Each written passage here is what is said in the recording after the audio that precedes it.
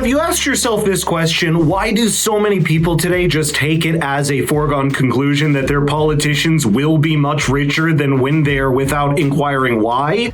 That's the tough question that Dave Smith just asked on Joe Rogan, and it will make you think again about many of the public-facing political figures that have captured our TV screens and imaginations for so many years. And you may not have guessed it, but that includes someone like Barack Obama. The inside trading is off the chart. It is so crazy that that's legal. Yeah. It's so crazy that that's legal. Dude, so while that's going on, you're going to get mad at this guy for this? Well, this seems minor. Dude, you look at, no, that's it. And that's what's so kind of like funny about it, is that like, you think about, dude, the Clintons, okay, Bill and Hillary Clinton have, since I was a little kid, I mean, since I was like 4 or 5 years old, was when he was governor in Arkansas.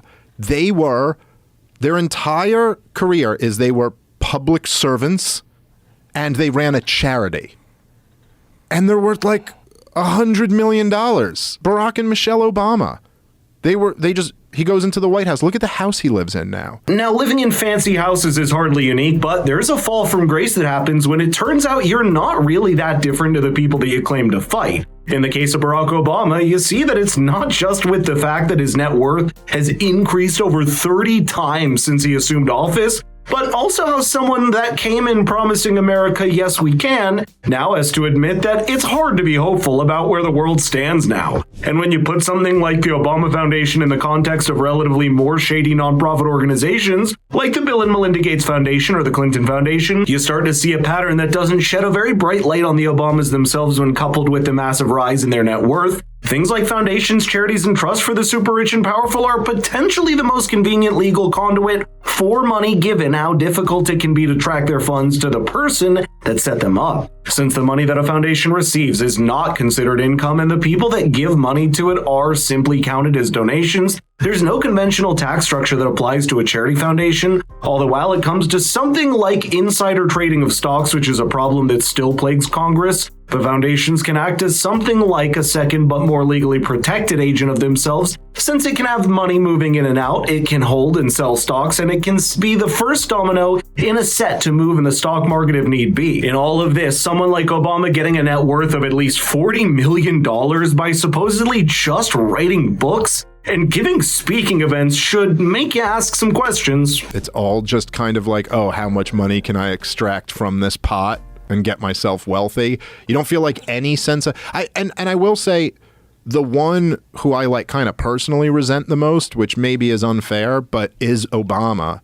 Because so many of us did kind of buy into, at least to some degree, the thing he was selling in 2008. And you're like, wait, but you don't feel like you have you seen pictures of the house he lives in? Oh, he's got multiple houses. He's got one in Hawaii. Yeah, right? But I'm talking about the one in Martha's Vineyard. It's pretty dope. Yes, and that house was worth nearly $12 million when the Obamas bought it. But that's not even the most interesting part, because all of that wealth was sunk on a property located on an isolated island, despite the frequent doomsday scenarios they paint with climate change and the rising sea levels. That's not how your actions line up with your words, and neither is your financial investment safe when it can supposedly be swept away in a decade by the ocean. But for you, there's certainly a far better and safer store of value, and that's diversification into precious metals with the help of Birch Gold. So click the link in the description or text the word FFIRA to 989898 to get started. Now, if you're someone who understands how corruption at the highest level works, it has to happen right under the nose of the justice system in a way where people would at least suspect it. And for many of the world's most powerful people, trust fund charities and foundations are one of the most legally convenient ways to make that happen. Isn't the charitable foundation thing a sneaky tax way of making money?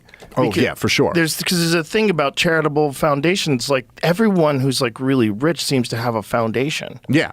I mean, I'm not the expert on that or anything else really, but I know that they certainly like get a whole bunch of tax breaks that you wouldn't get if you just started a business. Well, not only that, but if they're doing things like Gates, for instance, to promote global health, right? So he gets involved and he makes money off. So he sells his stock and then starts talking badly about them. Yeah. I mean, it's pretty wild. It's wild stuff.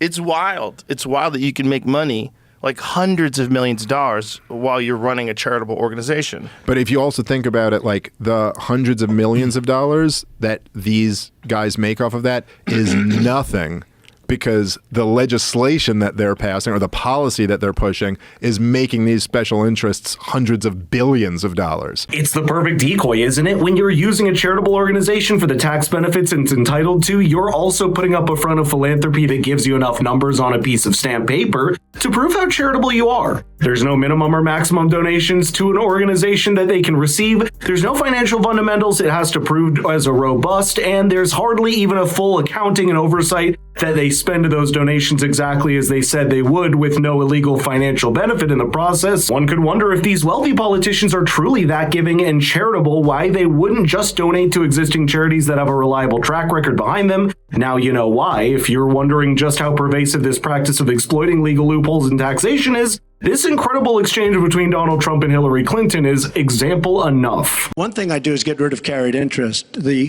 One of the greatest provisions for people like me, to be honest with you. I give up a lot when I run because I knock out the tax code. And she could have done this years ago, by the way. She was a United States senator. She complains that Donald Trump took advantage of the tax code. Well, why didn't she change it? Why didn't you change it when you were a senator? The reason you didn't is that all your friends take the same advantage that I do. And I do. You have provisions in the tax code that, frankly, we could change. But you wouldn't change it because all of these people give you the money so you can take negative ads on Donald Trump. And I say that about a lot of things. You know, I've heard Hillary complaining about so many different things over the years. Oh, we should have done this. But she's been there for 30 years. She's been doing this stuff.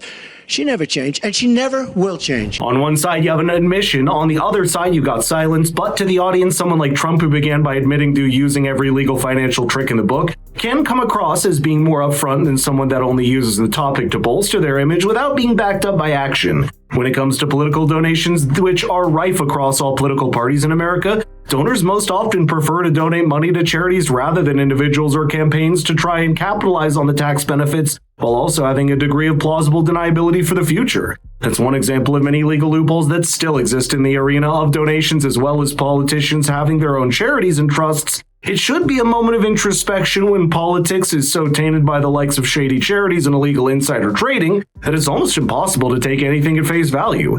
What's even more startling is that these things have only started coming up recently after the advent of the internet. People even half a century ago were easy to keep unaware of what happened at the pinnacle of nation's politics. That means you can only imagine the kinds of things that have happened that we are still unaware of. Right now, if there's one thing that this conversation between Dave and Joe reveals, it is that more that we know about politics really works, the more cynical we get as a population. Maybe that's good on an individual level in making us realize what's really true, but it's not good for the stability of a country whose entire foundation is based on a degree of mutual trust.